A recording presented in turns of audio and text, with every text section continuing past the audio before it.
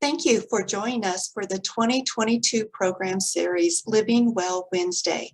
My name is Jennifer LaSalle, the Family and Community Wellness Agent in the West Plains Extension District, and I will be your host for today.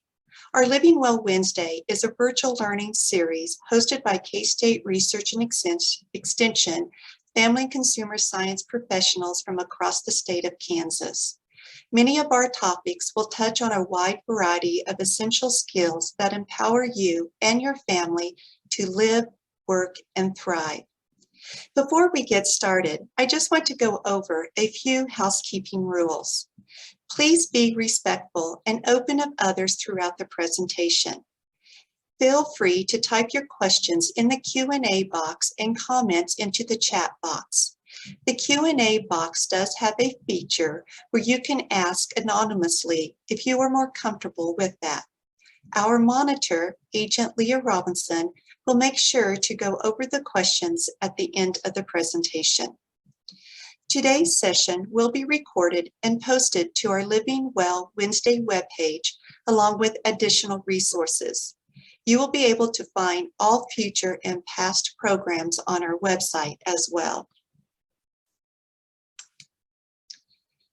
Lastly, a friendly reminder, our Living Well Wednesday series will discuss a new topic every second and fourth Wednesday in January, February, and March over the lunch hour. Be sure to check our Living Well website for additional details on registration and topics. We do want to acknowledge that K-State Research and Extension is an equal opportunity employer. Therefore, we do not discriminate against anyone. So if there is a special request or concern that you need to allow for you to attend our programs, please reach out to us. We want to thank our presenter for joining us today. John Culvert is the Director of Safe and Secure Schools Units with the Kansas State Department of Education. John has a degree in criminal justice and was a school resource officer for 6 years. He has presented all over the state of Kansas over a variety of school safety issues. He is a strong believer that nothing can change without building positive relationships and believes that change in our schools should be student-led. So before we turn it over to John, we are going to launch a poll here.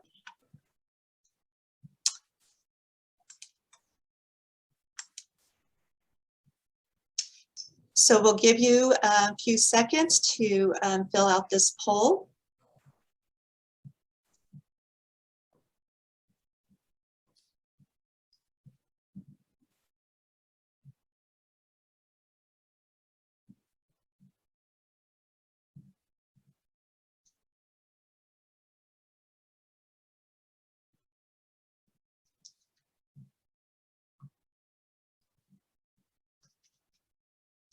Okay, we'll go a couple of more seconds and then we'll end the poll. Okay, very good. And here are our results. Okay, so with that, John, we'll turn it over to you. Excellent. Well, good afternoon, everybody. Thank you so much for being here and taking the time out of your lunch hour or your day and just to gather some information. I'm hoping that by the end of this, if there's another poll like this, more of you know about some of the apps that we're going to be talking about today.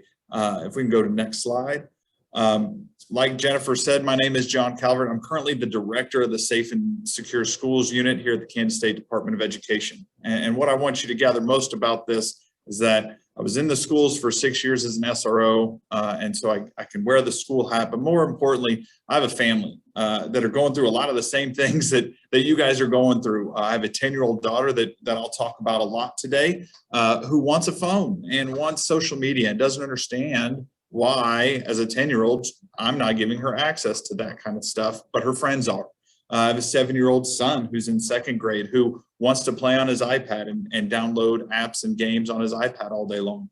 And my wife is an elementary school principal. And so we like to joke about, we like to solve the world's issues at our dinner table a lot, coming from that administrator school aspect and from the law enforcement aspect. Next slide, please. This presentation is just for adults. I don't know if you have kids around you right now, or if you're watching the recording maybe later on tonight or a different evening with your kids. This is not for them. This is for adults only. I will go over some of the more popular apps. I will not be able to touch on all of the apps for you. I'm going to hit on the different kinds, kind of give you a brief 30,000-foot overview of some of the more popular apps. But I'm going to go ahead and tell you that I'm not going to be able to touch on all 8 billion apps that are out there and the 17,000 new apps that will come out while I'm giving this presentation. So it's not about telling you about everything. If you have questions about a specific app that your kid may be using, feel free to email me at any time, contact me, and I'd love to do some research on it for you. But again, I'm going to be going over some apps that your kids may not know about, that maybe they don't know exactly how to use it. I don't want them to get those ideas from me. So if there are kiddos in the room, might be a great time to excuse them, but because again, this is for adults only. And so I appreciate that. Next slide. I truly, truly believe this, there are no bad kids. And I don't know at what age we stop being kids and start becoming adults, because I grew up with Toys R Us. And I'm a Toys R Us kid. I refuse to grow up. And my wife will tell you that. I'm 37 years old and I still feel like I'm a kid. So I don't know at what time, at what age we go and say you're no longer a kid. But especially in 2022 with everything that we're dealing with as adults that we're dealing with, having kids and kids dealing with a lot of the same issues, plus having social media and different avenues of that route, there are no bad kids. They're just trying to make it through the best way that they know how. And so I start off and tell you that your kid is not a bad kid. Your kid is an angel. It's your kids' friends that will come after you. But I'm going to tell you too, if your kids' friends' parents are on this, they're both angels. I promise you. I promise you. Next slide.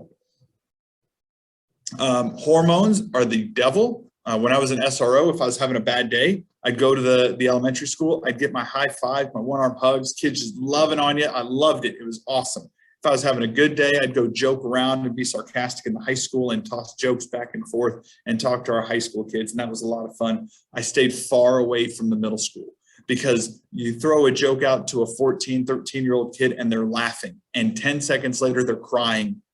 The boys don't know about deodorant or why showers are important. You stay far away from that middle school. But it's important to realize that that is the target age group for a lot of our apps and a lot of the social media out there. It's targeting those middle school kids who can barely understand life at the moment. And now we've thrown in social media on top of it. Next slide. The biggest one that is out there is going to be, I'll back up one second. It's also important to know that there are age restrictions on all apps out there. Every single app that you download is going to have an age restriction. Most of the time, 99% of the time, it's going to be 13. But there's no social media police, right? So if I'm a 10-year-old and I want to get on Instagram or I want to get on Facebook, all I have to do is click and lie about my age. And boom, now I'm 13. Or if I'm 8 and I want to say I'm 16 so I can get on an app, it's just a click. There's no police that are come knocking on your door saying, hey, I need to see your 16-year-old's driver's license to make sure they can get on this app, right? It's also important to understand that 40-year-olds can also make themselves 13 by a click, right? So we have things going both ways, and we'll talk about fake accounts and why that's so important. But it's important to know, and this is the argument I use for my daughter when she says, why can't I have Facebook? Facebook says you have to be 13. You're 10. Sorry. Next slide. We start with the beginning, and it's the internet. And so depending on who you talk to, and it's funny to have this argument, either 1989 or 1990 is when the internet was invented. Again, since the invention of the internet, either an 89 or 90, the number one thing searched on the internet with no close second place is pornography. Every single year, the number one thing searched on the internet is pornography. So it would be negligent of me to think that if I give my child a phone or an iPad or a device that connects to the internet, that eventually they are not going to stumble across or search for or have their friends tell them to plug something in the search bar that will bring up pornography.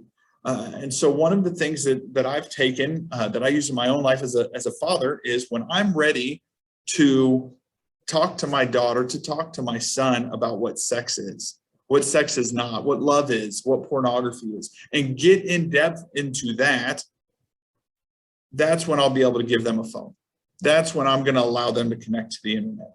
Because again, if I give that to them, if I give them the device and say, have fun, statistically speaking, they're going to go ahead and start searching, and they're going to stumble across this either on purpose or on accident, because it's the number one thing searched and nothing comes close. For the last 33 years, 32 years, that's what's been searched the most. So again, it's naive of me to believe that that's not what is going to happen when I give my kid a device. Next slide. 80% of pornography is viewed and filmed via a cell phone.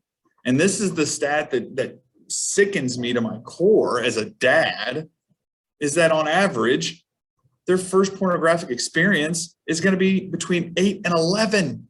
8 and 11. Our kids don't even know what that stuff is. And they're watching it, they're viewing it, they're seeing the pictures because it's out there all over the place on the internet.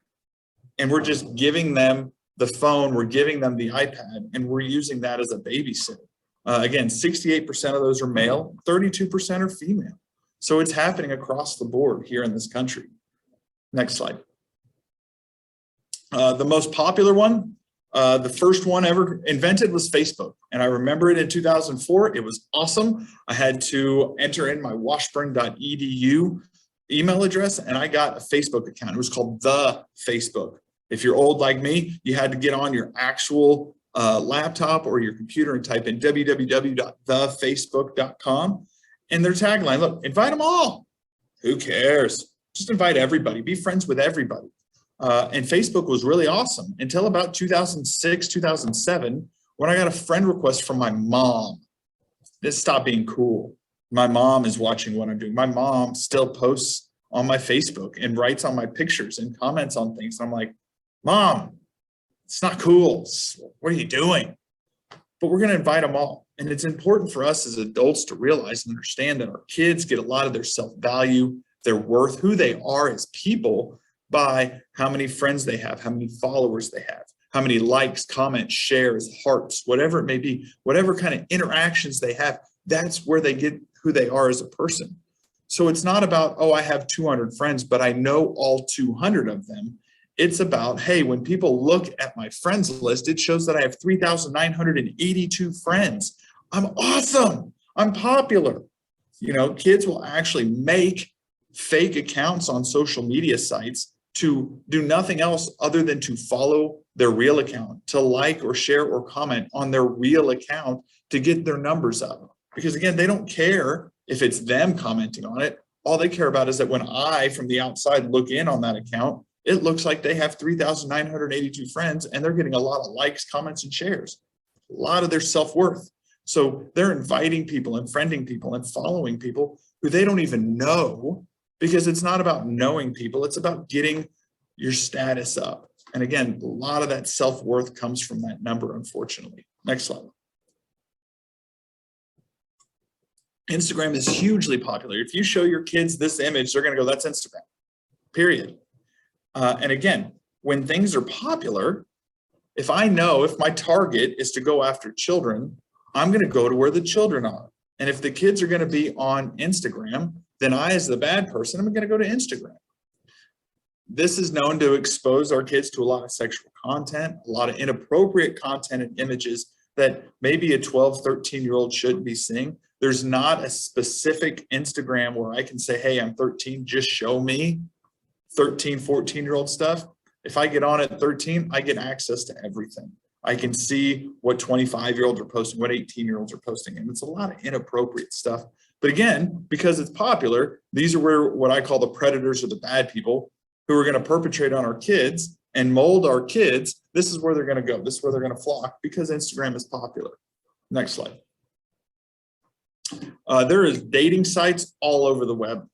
Dating sites that target our kids, that target specific groups, whatever group you can think of, there's a dating app for that.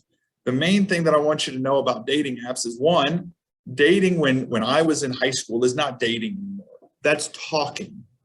It's talking. So if two kids are dating and, oh, we're just talking. Dating is legitimately, and what these apps are used for, not for dating. It's not to take somebody out to coffee or to take them out to dinner. It's to go and have sex. It's to meet up and have sex. That's what these sites are used for, what these applications are used for. And they show you the other person's geolocation. It shows you where they're at.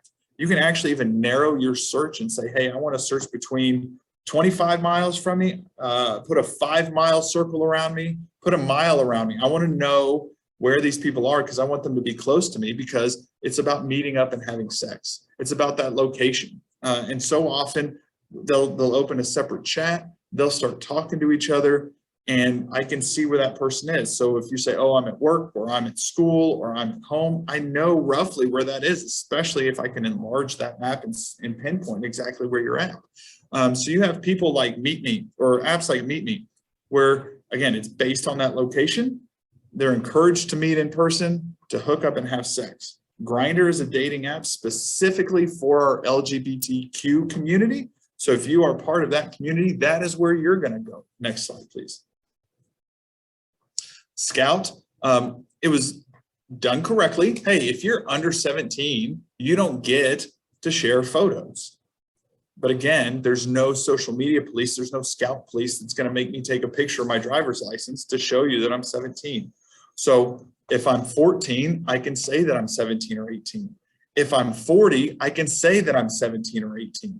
And again, it's just a click of a mouse button. And our kids know this, and so it doesn't even matter to them. Badoo is another app out there. They chat and share photos, and it's, again, all based on location. So that location, that geolocation is out there to where I can see where you are on a map, and it's for adults only. So this is an 18+ site. But again, if I'm 17, if I'm 16, if I'm 12, if I'm 8, I can say that I'm 18 and I get access to Badoo with no other checks. Next slide, please. The two most popular are Tinder and Bumble. What most people don't know is that Tinder and Bumble were made and created by the same person. And I'm sorry to the females out there. I know how you guys are treated online, and the words and the phrases and the pictures and things that are sent to you by men. Not all men are like that, and I apologize. So the female who started Tinder did not like the way that females were treated and the bombardment of messages and pictures and things like that onto this site. And so she went to her board and said, hey, look, we got to make changes. This is not good. And the board said, oh, okay, great. See you later. We like our money. And kicked her out and voted her off the board. So she created an app called Bumble. And Bumble requires women to make the first contact, which is an excellent idea. Now, instead of being bombarded with billions of messages, you get to make the first contact. But just like I can lie about being 14 or 18 or 40, I can also lie about my gender. And I can say, hey, I'm a female. And I now have access, and I can make contact with all of these people. Both of these apps are both known to have a lot of fake accounts. And it's dangerous because if I go out to meet a 37-year-old female who I think I've been talking to, I'm not looking for the 50-year-old male that's standing behind me.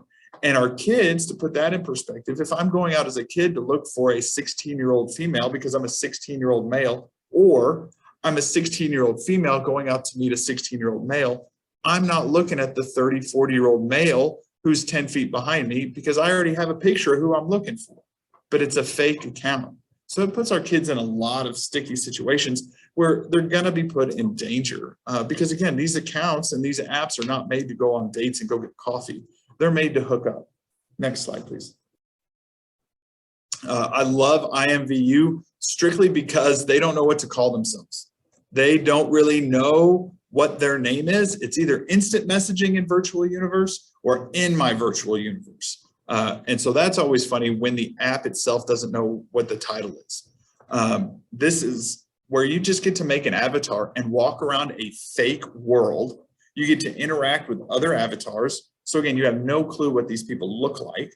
You have no clue how old these people really are. And it's known to have lots of nudity and sexual encounters. And there are areas actually for people who are adults who are 18 plus, where they get to go into these private chats and private rooms and actually have sex and have sexual talk. And the chat now feature randomly pairs you to somebody in this universe. So again, it says right here, all profiles are public. It's known for bullying, for predators preying on our kids.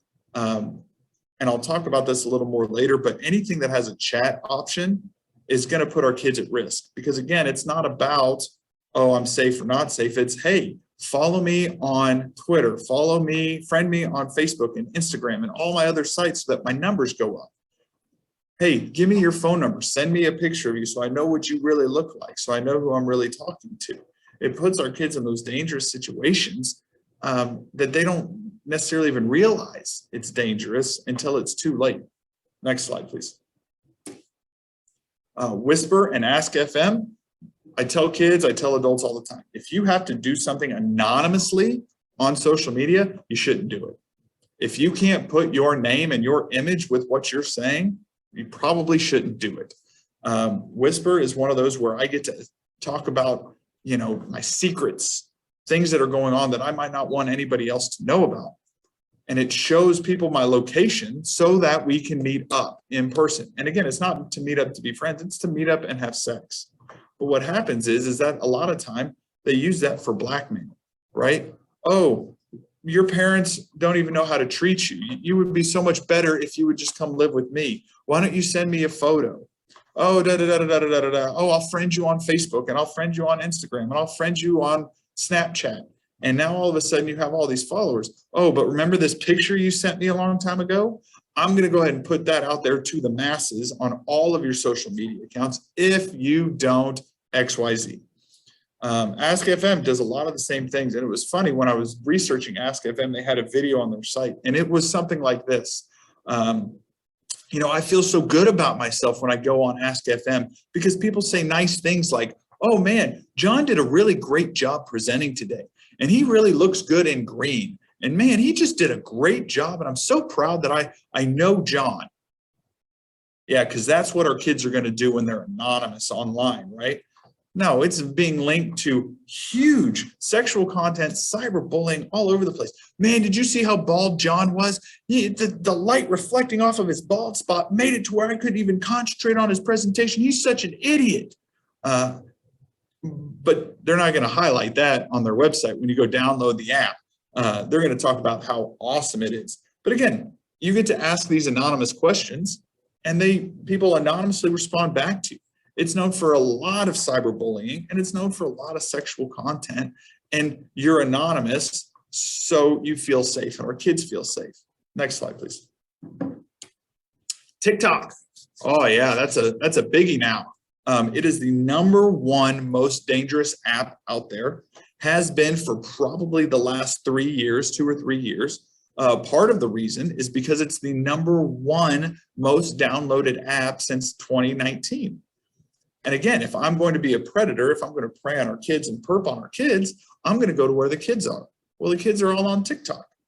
Again, you download this as a 13-year-old and you are open to everything that's out there on the web. There's no side chat bar for minors. It is strictly, this is what's out there. So very limited privacy controls, lots of cyberbullying. Kids are putting out videos about other kids, maybe embarrassing situations that they're filming live. We see that all the time now, not only with our kids, but with adults where there's a situation that happens. And instead of stepping in and stopping it, they step back and put out their phone and film it so that they can put it on websites like TikTok. And again, it's the #1 most used app for child sex trafficking in this country. Next slide. We're seeing a ton of TikTok challenges, and it started in September with vandalizing school bathrooms.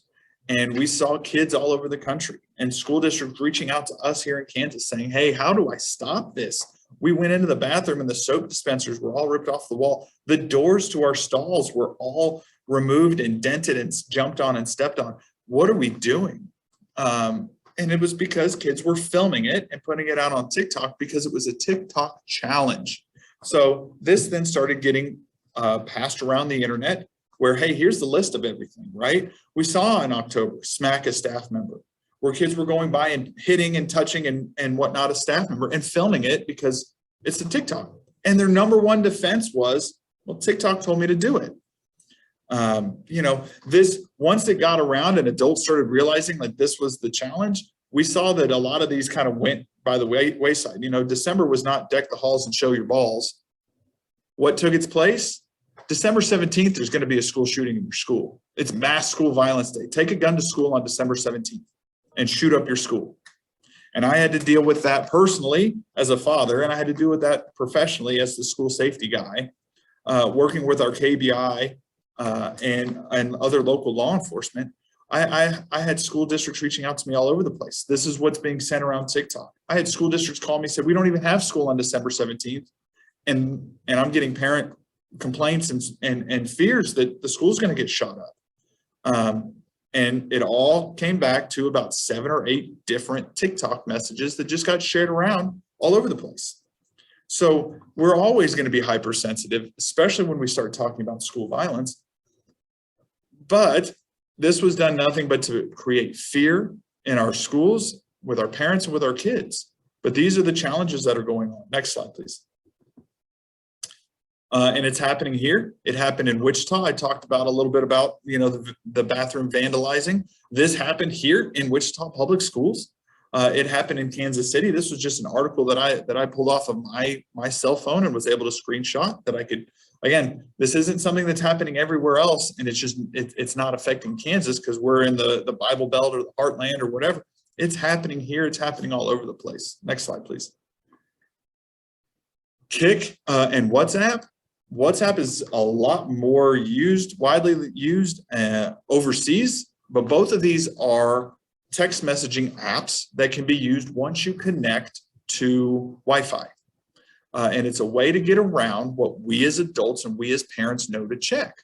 Because I'm going to check my kids' text messaging, but I don't know what this Kik app is. I don't know what WhatsApp is. WhatsApp is becoming more and more widely popular here in the States now to solicit sex trafficking.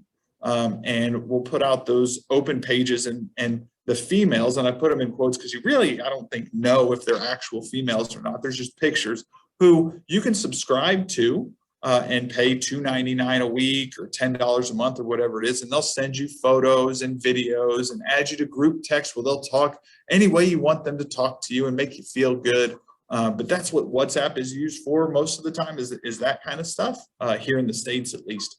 And then Kik is that anonymous text messaging, or not anonymous, I'm sorry, the text messaging that you can use while you're on Wi-Fi.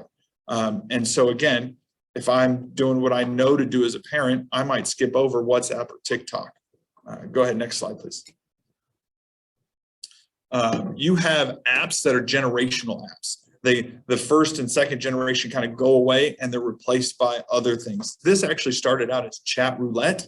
And I can tell you what I do is when I get word of an app and what it's being used for, or somebody asks me, I will go and actually download the app. I'll get on it on a computer. 99% of the time I'll have my wife with me so she can see that I'm doing no wrong, right? Just that's a marriage tip, I guess.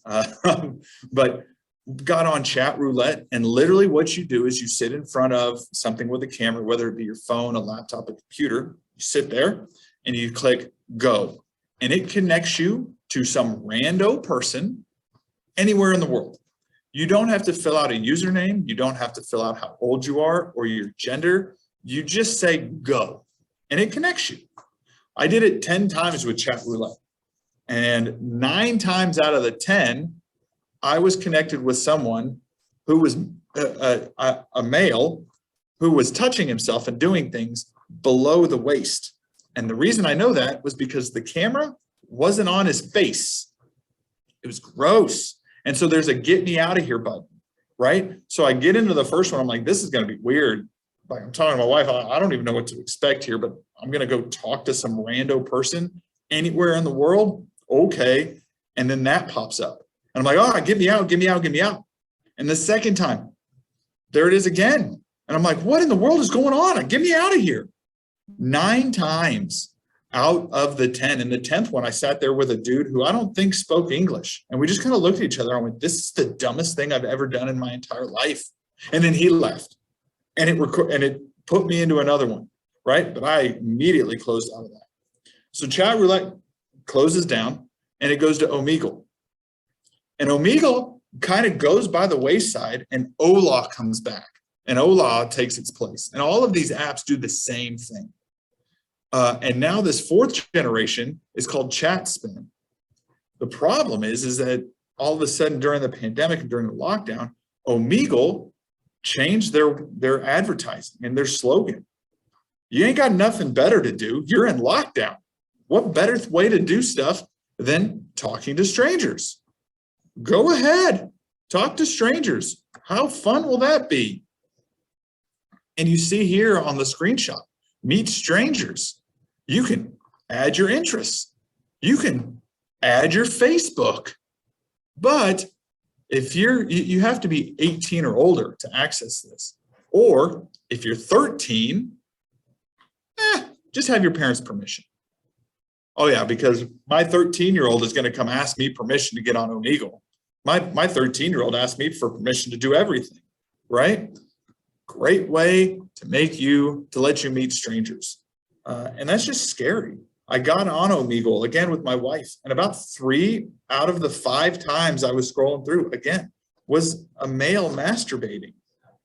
That's not what I want my kids to deal with. And furthermore, my 14, 15, 18-year-old kiddo gets on and talks to a stranger. What are you going to talk about?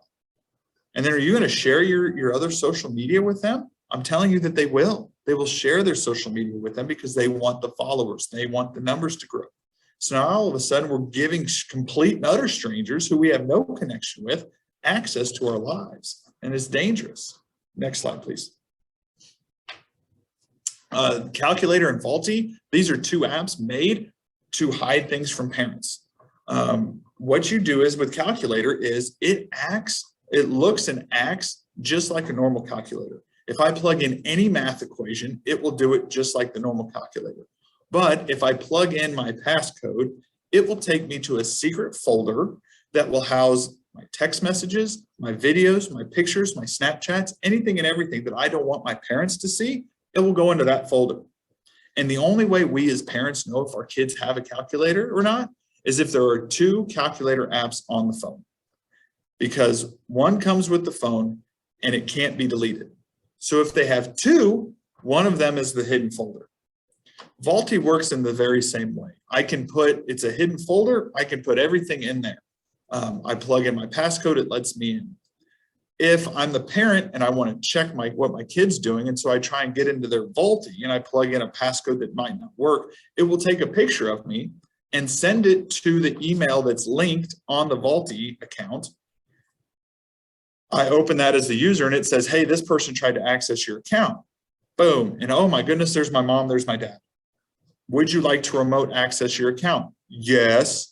I can then remote access the account, remove everything I want out of that Vaulty app so that when you go and talk to your kid and go, hey, what's this Vaulty app all about? Oh, mom, dad, I have no idea.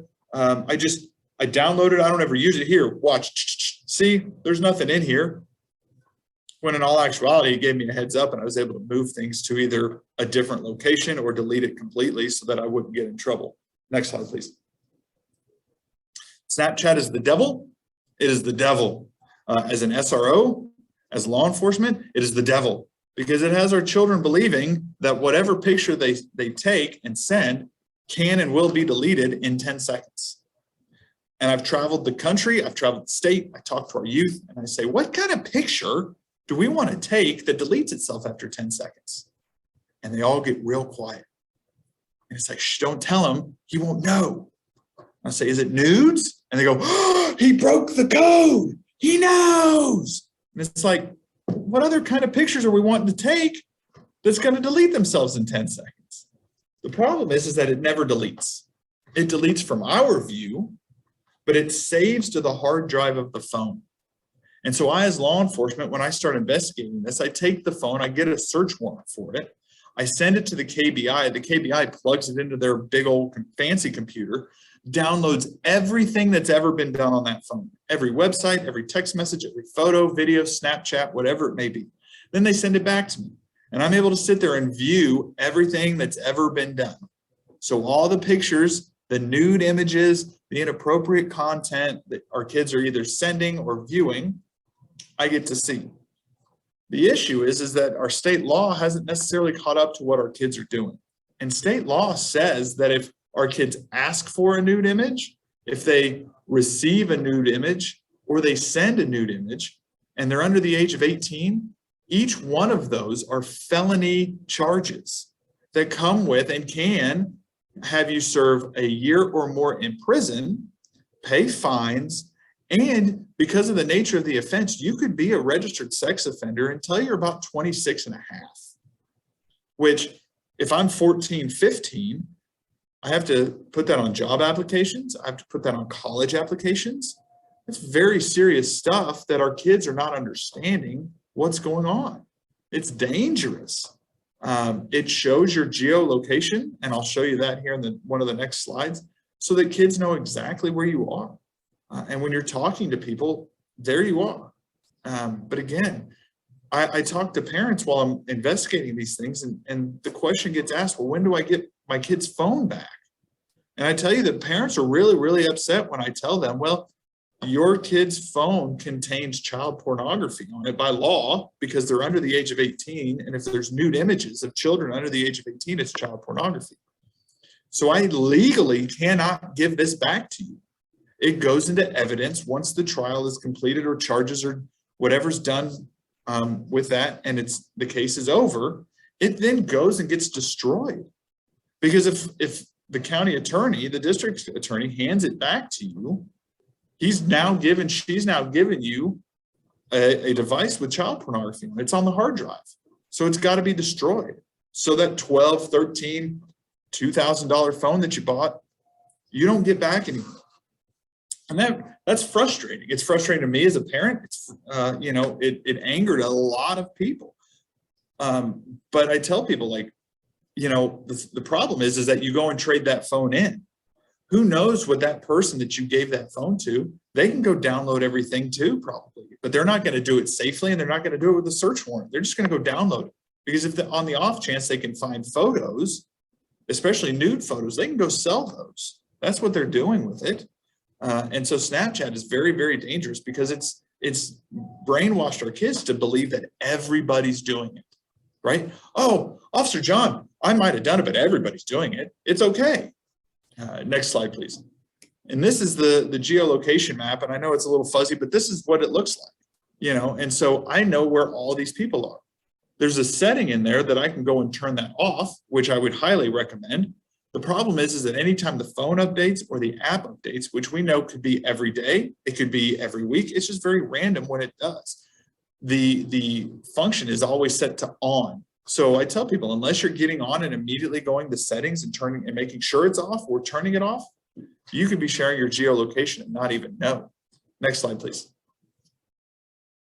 And I hit on this earlier, but it's a good rule of thumb here. If it has a messaging feature, our kids can be groomed and they can be exploited, right? They can be groomed to believe that everybody's doing it. You don't really love me unless you do this. Your parents don't understand who you are or what you're about, and I do, because I love you and I wish you would just come live with me, and you should just come stay with me. Give me your Facebook, your Snapchat, your Instagram. Let me follow you on all these other pages so that I can better get to know you, and it'll boost your numbers up. So they can be groomed and exploited. All they got to do is chat on it. Next slide, please. It's not just apps. My son loves to play this block breaker game, and he's 7 now, but when he was 4 years old, he was playing this block breaker game while his sister was at a dance competition, And we're sitting in the crowd for hours. And he's playing, he gets bored and wants to play his game. So I boot up Block Breaker. Let me tell you how to play Block Breaker. You shoot balls at the blocks. And when the numbers count down to 0, the blocks break. And that's how you play. It's awesome. It's mindless. And my son loved it, especially at the age of 4. So we're sitting there at this dance competition. And during a break, while they're changing out dance companies, he goes, "Daddy, I got him." And I went, "Hey, great job, buddy. You beat the level." "Oh, wait, what do you mean you got him?" Next slide, please. And he shows me this. "I got him, Dad." Well, that's not Block Breaker. That has nothing to do with Block Breaker. What is this? That's an app called Sniper 3D.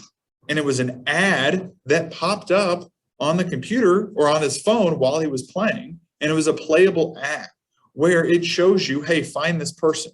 So he scrolled around, found the person, zoomed in with the scope on the sniper and shot him.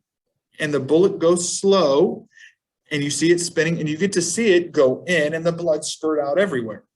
So that was really awesome for me to tell my wife, hey, I love you, but I messed up and I wasn't watching our kiddo as closely as I probably should have been because he got on a playable app. And so we had a very difficult conversation with my 4-year-old because he didn't understand. So he didn't understand what was going on. And I said, well, hey, here's what's up. You don't get to play apps unless, or you don't get to play games unless you agree not to play the ads. You just skip over the ads. Next, please. Our kids are bombarded with it. I'm going to speed up real quick. Over here on the left, that says send nudes. Over on the right, send me nudes when you get home so I know you're safe. These are things that I pulled from my SRO Facebook account on the timeline. So if it's being shared on Facebook to where I can see it, our kids can see it. Next slide, please. This is a message that was sent to me on my SRO badge and gun account. Hey, you're so hot. And click this link and you can go see me. I'm not going to click the link, but our kids will. Again, it's that pornography experience. Next slide, please. It's happening here in Kansas. This is a case that's being launched right now. And so it's an alleged case, but the alleged perpetrator used all of these accounts and used these handles to where he was able to gain access allegedly to other youth and nude photos and convince our youth to send him nude photos allegedly. But again, Instagram, Snapchat, Kik, they will play the long game because it's a lot of money for them. Next slide, please. This is our CDC data, and I wish we had more time to talk about mental health. 1 in 13 of our kids attempt suicide. 1 in 13 statistically. It's the second leading cause of death of our kids. The number 1 cause of death is distracted driving. But we see numbers here in like the 13 and the 11 and the 13 and the 15-year-olds. Skyrocket. 13s when they get access to phones and social media, right? 11 maybe even then. And then they're transitioning to middle school, transitioning to high school. We're seeing it's such a huge deal. Next slide, please. Human sex trafficking. We talked on this. It's the second largest and fastest growing criminal industry in the world. Kansas is huge. We have major thoroughfares north and south and east and west. Our kids are very, very vulnerable. Next slide, please. These are the facts. You can look at these too. The one that I really, really want to focus on is that 82% of our kids on the online sex crimes, the offender used the social networking sites to gain access. 8 in 10, over 8 in 10 cases used social media to gain access to our kids. Next slide, please. How do you create a victim? Because our kids want to feel beautiful, handsome, and loved. They want freedom from the parents' rules because the parents don't know what they're dealing with. They want a boyfriend, girlfriend. The offender will send them material things, whether it be money or shoes or clothes. They'll send them things. And then they really feed off that. No one understands you. I understand you, but nobody else does. You should just come and live with me. You should break away from your parents. Come hang out with me. Next slide, please. 2 industries call their customers users: illegal drugs and software. 2 industries call their customers users: those who are addicted to drugs and our social media. And I would guarantee that there are times where if you remove social media from your kids, they're going to have the same withdrawals as somebody who may be addicted to illegal narcotics. Next slide, please. We got to hold our kids accountable. Phone usage in front of adults only. You don't need to take your phone to your bedroom. You don't need to take the phone to the bathroom. You can use your phone right here. We got to have an open dialogue with our kids. Listen, I know you're going to mess up. You're going to make mistakes, but I want you to come talk to me about it because we need to solve it together. One of the things that I say and one of the things that I do is I download the app, but I don't download it a lot of times as the 37-year-old man. I download it as a 13-year-old female. What is it that my daughter is going to have access to and be able to see when they download this app? Not because I want to perp on kids. Do not do this to perp on kids. I'm not promoting that. But as a parent, I want to see what my kids are going to have access to. And if I deem it as necessary or not necessary, that's for me as a parent to decide. And then share information with others, right? You're not alone. We got to stop thinking that we got to be perfect parents because it takes a village. Just like I shared with you about playable apps, we got to start sharing information with each other. You'll never guess what little Johnny did. Johnny did this on Snapchat. Susie did this on TikTok. And I can't believe I didn't even know that was a thing because I guarantee 90% of our parents don't know it's a thing. Next slide, please. There's a couple sites that you can go to and talk to your kids, help talk to your kids and get information about social media. You can pick that up when they post this online. So next slide, please. Don't be discouraged. This is actually true. Some days I feel like I'm making a difference, and other days I feel about as much use as a lifeguard at the Olympics. There are lifeguards at the Olympics. I think that would be great for me. Hey, Michael Phelps, don't worry. I got you, my dude. I'm your lifeguard today. Really? So don't ever be discouraged. Next slide, please. And I know I ran long. I'm trying to save as much time for questions, but this is my contact information. Please feel free to contact me at any time, one-on-one. If you have questions, feel free.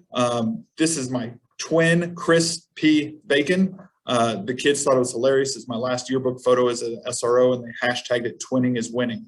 So I'll open it up for questions, and I will be here as long as you allow me to be here to talk to you. So thank you guys so much for listening. Thank you, John. Leah, are there any questions? We do have one. Let me see if I can get to it correctly. Just a moment. Is my geolocation in Snapchat available to the public or only my contacts? It depends on your settings.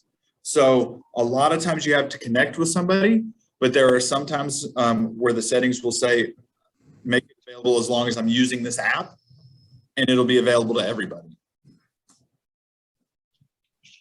Okay, thank you, John. Any other questions or anything in the chat we need to talk about? Not that I'm seeing right now. Okay. Jennifer, I did put in the chat as well for an additional resource for parents. We're able to create all the apps into a handout. So if you would like to have this as a handy guide, please feel free to go ahead and download it. We'll also put it on our website along with the recording. Okay, very good. Thank you, Myrna. Anything else? All right, if not, wow, John, thank you so much for all that valuable information. I'm sure we all learned something and we'll take this home and be more aware of all those social apps. So we appreciate you taking the time to present for us today. Thank you, John. We do encourage you all to complete our survey by using the QR code on the screen. This will also be sent to you right after the session and will be available on the Living Well website. Feel free to provide comments and suggestions. We do hope that you will continue joining us every second and fourth Wednesday. Our next Living Well webinar will be January 26th, Cultivate an Attitude of Gratitude. And lastly, if you would like more information or additional resources, please reach out to your local extension agent. If you are not sure where your local office is, you can find it by going to ksre.kstate.edu, and you will be able to hover over your county and find the location of your local office. So again, we want to thank John for giving us such a fantastic presentation, and we want to thank you all for being with us, and have a good rest of the afternoon. Thank you.